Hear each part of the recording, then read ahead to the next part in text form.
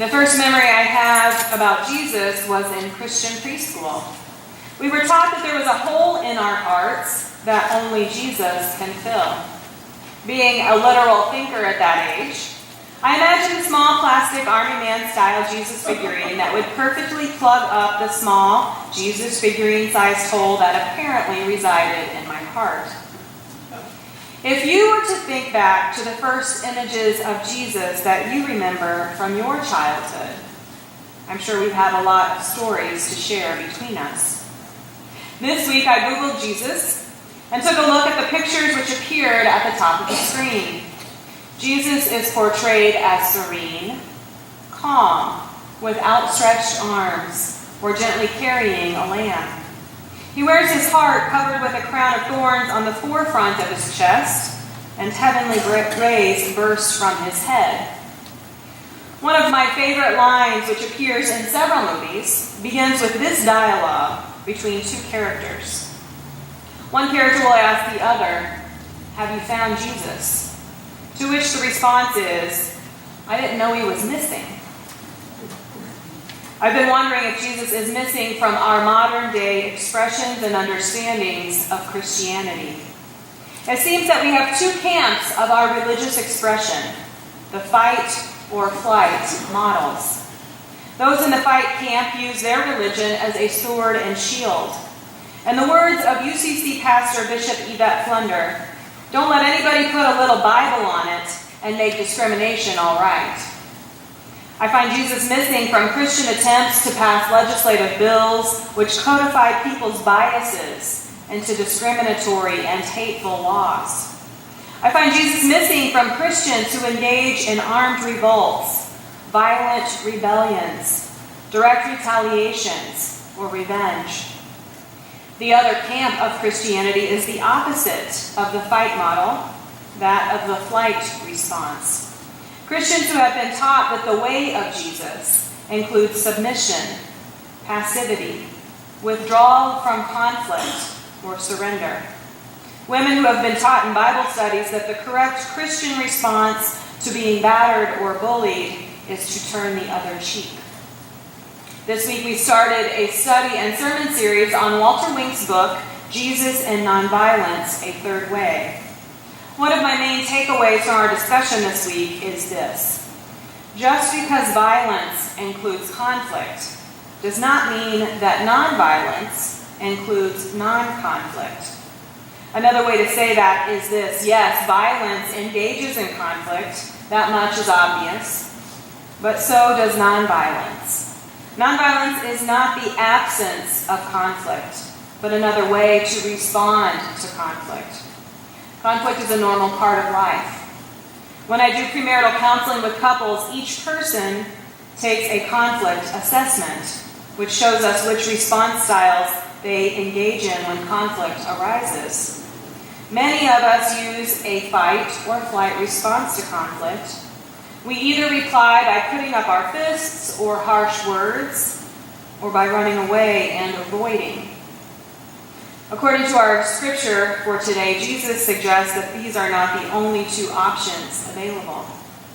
Jesus was neither violent nor passive in the ways he responded to conflict that was the result of oppression. His instruction in Matthew chapter 5 was about assertive nonviolence and was revolutionary, but only if we view it within its own context. I'd like for us to take a closer look at each portion of Jesus' teaching. If anyone strikes you on the right cheek, turn the other also. In Jesus' day, one would only strike an equal or a peer with their fist. But a backhanded slap was reserved for someone inferior to you. Masters backhanded slaves, husbands backhanded wives, parents backhanded children, and Romans backhanded Jews. The backhand slap was used to insult, humiliate, or degrade. Also in those days, the left hand could be used for only unclean tasks. And in some places, to gesture with the left hand meant exclusion from the gathering and penance for up to 10 days. Jesus instructs his audience to turn the other cheek if someone strikes them. He's speaking to people who are used to being backslapped, to those regularly treated as inferior. For just a moment, I would like for you to imagine striking someone as if you were their master. I know you would never do this for real, but just imagine. You do not use your left hand because to do so is against cultural norms and would bring uncleanliness and consequences upon yourself. Instead, you backhand the person in front of you on their right cheek with the back of your right hand. Now imagine that instead of the desired result of submission, the person turns their left cheek for you to slap as well. This indeed is a clever response. You cannot backhand a left cheek with the right hand. It doesn't work. You can only punch them with your right fist. But to use a fist would declare the person in front of you as your equal. You cannot backhand their left cheek with your left hand, because to do so you would be breaking cultural laws and risk penance or exclusion by your peers. By turning the other cheek, Jesus has empowered those treated as inferior. The turning of the cheek has stated in effect, I am a human being, just like you. I am your equal, and I will not allow you to humiliate me this time.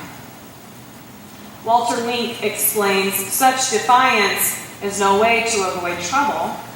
Meek acquiescence is what the master wants. Such cheeky behavior may call down a flogging or worse. But the point has been made, the powers that be have lost their power to make people submit. And when large numbers begin behaving thus, and Jesus was addressing a crowd, you have a social revolution on your hands. In that world of honor and shaming, the superior has been rendered impotent to instill shame on a subordinate. He has been stripped of his power to dehumanize the other. Jesus teaches the outcast to stand up for themselves, to assert their humanity, and to find a third way of responding, which is neither cowardly submission nor violent revenge. Jesus' second example of assertive nonviolence, a third way, is set in a court of law. A creditor has taken a poor man to court over an unpaid loan. Only the poorest of the poor were subjected to such treatment. Our Deuteronomy text showed that a creditor could take as collateral for a loan a poor person's long outer robe, but it had to be returned each evening so the poor man would have something to sleep in. Jesus teaches the impoverished debtors, who have nothing left but the clothes on their backs, to use the system against itself. Indebtedness was a plague in first century Palestine, as it is today. Jesus' parables are full of debtors struggling to salvage their lives. Roman emperors taxed the wealthy heavily to fund their wars. The rich tried to hide their wealth in land investments, but land was ancestrally owned and passed down over generations. However, excessive interest on peasant landowners could be used to drive them even deeper into debt until they had to sell their land. Large estates were owned by absentee landlords, managed by stewards, and worked by tenant farmers, day laborers, and slaves. Jesus speaks to the poor. They share a hatred for a system that has humiliated them by stripping them of their land, their goods, and finally even their outer clothing. If anybody wants to sue you and take your coat, give your cloak as well. Jesus is counseling them to give over their undergarments as well as their outer garments. This would mean stripping off all their clothing and marching out of the court stark naked.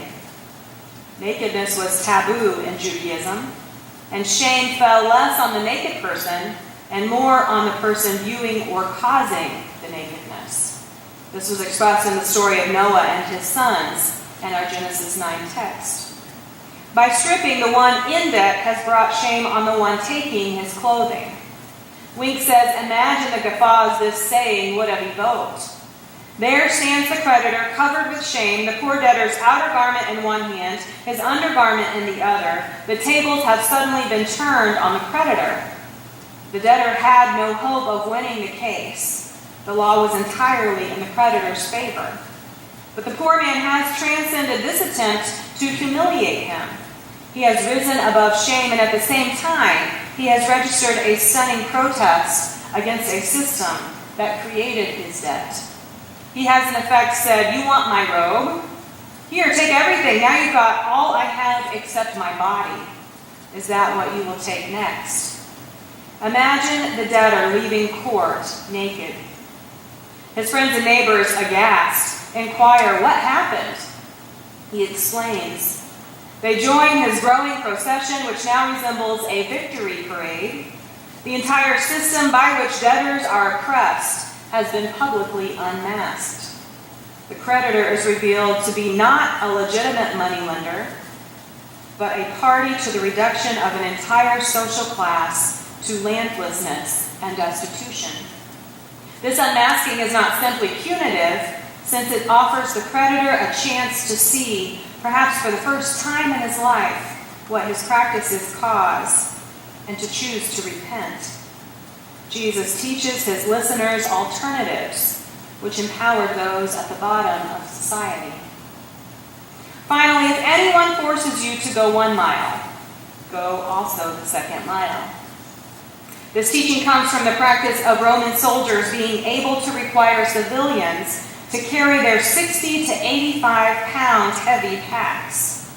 However, there was a law which limited the amount of forced labor the occupying Roman soldier could dole out.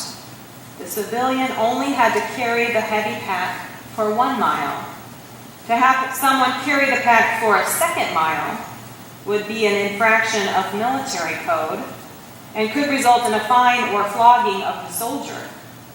Other consequences could include being put on a ration of barley instead of wheat, being made to camp outside the fortifications, or being forced to stand all day before the general's tent holding on to a clod of dirt in his hands.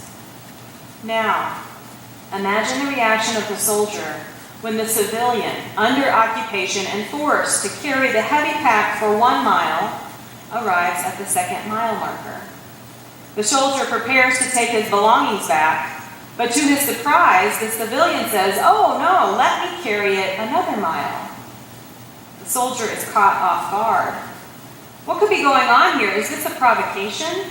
Is he insulting my strength? Or is he just being kind? Is he trying to get me disciplined, or does he want grounds to file a complaint against me to get me into trouble?